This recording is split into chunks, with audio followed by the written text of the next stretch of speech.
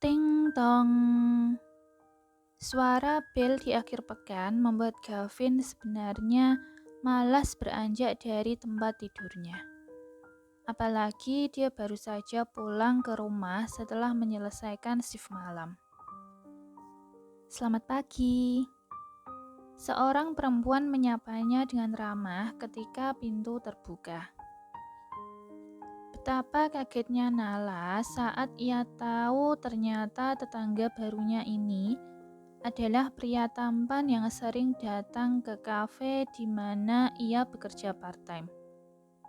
Pria itu terlihat 5 tahun lebih muda dengan penampilannya sekarang. Jika biasanya dia memakai pakaian formal rapi, sekarang dia hanya memakai kaos polos hitam dan celana training, serta rambutnya dibiarkan acak-acakan. Gavin mengerutkan alisnya setelah melihat siapa yang datang. Saya adalah tetangga baru Anda, Tuan. Mulai hari ini saya yang tinggal di depan apartemen Anda, yang di sebelah sana. Anda masih ingat dengan saya kan? Saya yang bekerja di Cafe Columbus, Americano Cafe. Nala tersenyum pada Gavin. Mengerutkan keningnya, Gavin mencoba mengingat-ingat siapa gadis itu. Oh, iya, aku ingat. Kamu Nala, nama saya Nala. Oh iya, ini ada sedikit kue buatan saya sendiri. Saya juga membagikannya dengan tetangga-tetangga yang lain. Tapi saya tidak tahu apakah Anda akan menyukainya atau tidak. Ia memberikan sebuah paper bag putih berisi jajanan kering pada Gavin. Bersandar di daun pintu, Nala menutupi mulutnya karena syok. Dia hampir tidak percaya kalau tetangga di depan apartemennya adalah Dr. Gavin. Sementara di dalam apartemennya, Gavin tersenyum setelah membuka paper bag pemberian Nala. Isinya adalah biskuit homemade berbentuk beruang dengan berbagai ekspresi yang lucu. Mengingat perkataan Rosa beberapa hari yang lalu, Gavin segera mandi dan bergegas pergi ke rumahnya. Hampir seharian ia bermain dengan Davi. 3 hari telah berlalu. Ivan dan Davi melakukan aktivitas melukis di studio milik Rosa di lantai 1. Sementara Rosa sudah beberapa hari ini, gadis itu sibuk dengan pekerjaannya di rumah sakit. Bahkan ketika di rumah pun, ia akan berada di ruang kerjanya sampai larut. Menoleh ke arah jam dinding, ternyata sekarang sudah lewat jam 10 malam. Perutnya keroncongan karena tidak makan apa-apa sejak pagi. Melepas kacamatanya, Rosa berjalan menuju ke dapur. Saat melewati studio, dia melihat 2 buah papan lukis yang ditutupi dengan kain putih. Karena penasaran, ia membuka kain tersebut. Betapa terkejutnya dia setelah melihat lukisan yang begitu indah. Adalah potret seorang wanita memakai gaun berwarna kuning yang tengah tertawa. Gaunnya itu seolah-olah tertiup angin dengan background perkebunan bunga warna-warni. Apa dia dulu seorang pelukis? Pikir Rosa sambil menatap lukisan tersebut. Kemudian matanya beralih pada papan di sebelahnya. Itu adalah hasil karya putranya, Davi. Ia tersenyum melihat tulisan itu.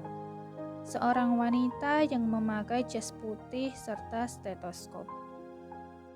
Dengan mudah ia bisa menebak siapa wanita itu, yaitu dirinya. Meskipun lukisan putranya belum sempurna seperti milik Ivan, tapi itu sudah cukup mengesankan untuknya. Saat akan menutup kembali lukisan-lukisan tersebut, ia mendengar suara orang berdehem, dan itu membuat tubuhnya tersentak. Membalikkan badan, ia melihat Ivan yang berdiri di hadapannya. "Oh, kamu membuatku takut saja," ucap Rosa sembari memegangi dadanya. "Apa yang kamu lakukan di sini?" Ivan melirik ke lukisannya yang sudah terbuka tanpa kain penutup. "Tentu saja memeriksa hasil lukisan kalian. Apalagi coba?" "Oh, apa aku memberimu izin? Apa ibumu tidak pernah mengajarkan padamu untuk tidak menyentuh barang milik orang lain?" Pria itu mengatakan persis seperti apa yang dikatakan Rosa padanya beberapa hari yang lalu. Berjalan mendekatinya, Ivan meletakkan kedua tangannya di daun pintu, seolah-olah sedang mengunci tubuh Rosa di antara tubuhnya dan pintu. Untuk beberapa detik, ia menatap wajah gadis itu. "Apa yang ingin kamu lakukan? Jangan berbuat yang aneh-aneh padaku." Ia sedikit mendorong tubuh Ivan.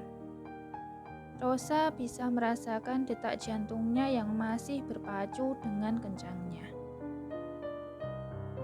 "Dan ingat, jangan berbicara tentang ibu padaku. Aku tidak memiliki ibu," ucapnya sebelum keluar dari ruangan tersebut lalu menuju ke dapur. Tercengang, Ivan masih berusaha mencerna kata-kata Rosa barusan. Tidak memiliki ibu? Apa maksudnya? Bukankah Davi tinggal dengan kakek dan neneknya? Dan mereka juga menerimanya dengan tangan terbuka, kan? Ia lalu mengejar Rosa ke dapur. Melihat gadis itu menuangkan susu ke gelas, Ivan bertanya padanya, "Apa kamu lapar? Aku bisa membuatkan makan malam untukmu." Rosa masih mengabaikannya. "Hei, tentang yang tadi, maaf." "Simpan saja maafmu, aku tidak membutuhkannya." Rosa kembali ke ruang kerjanya tanpa menoleh ke Ivan. "Oke, mungkin aku yang keterlaluan kali ini," batin Ivan. Mengeluarkan beberapa bahan dari kulkas, ia mulai membuat makan malam untuk Rosa. Adalah sandwich sederhana isi telur dan bekon sapi. Setelah selesai, ia menaruhnya di atas meja makan lalu mengetuk pintu ruang kerja Rosa. Tapi gadis itu tidak menjawabnya. Tepat tengah malam baru ia keluar dari ruang kerjanya. Melewati meja makan, gadis tersebut melihat sandwich yang tadi dibuat oleh Ivan. Nampak secari kertas yang ada di samping piring. Rosa mengambil kertas tersebut dan membaca tulisannya. "Aku minta maaf." Ia tertawa kecil lalu menggigit sedikit sandwichnya. Rasanya enak, namun tiba-tiba ia merasakan perih di perutnya.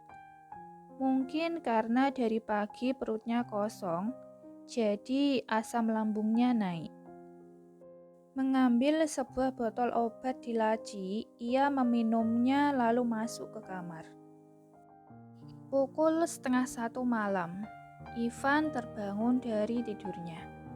Seperti biasa, dia mencuci muka lalu menunggu Rosa masuk ke dalam kamarnya.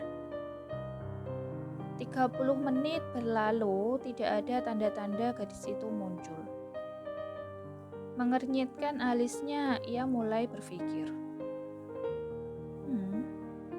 Apa dia ketiduran di ruang kerja?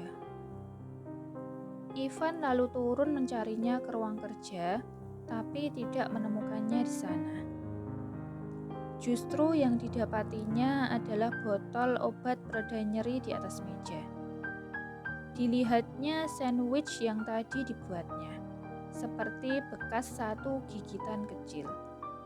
Itu artinya Rosa hanya makan sedikit. Ivan segera berlari ke kamarnya dan mengetuk pintu.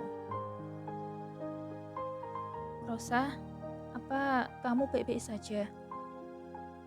Karena khawatir, ia memutar gagang pintunya dan ternyata tidak dikunci. Kamar itu terlihat remang-remang karena hanya lampu di samping tempat tidur yang menyala.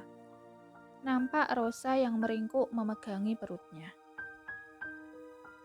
Mendekati gadis itu, ia bertanya, "Sah, apa kamu sakit?" Wajahnya terlihat pucat serta keringat dingin mengucur di sekujur tubuhnya. Aku baik-baik saja. Ia mencoba menahan rasa sakitnya. Apa kamu sudah minum obat? Rosa hanya mengangguk dan tubuhnya mulai bergetar. Ivan, dia mulai panik. Hanya ada dia sendiri di sana. Tidak mungkin dia meminta pertolongan pada Davi.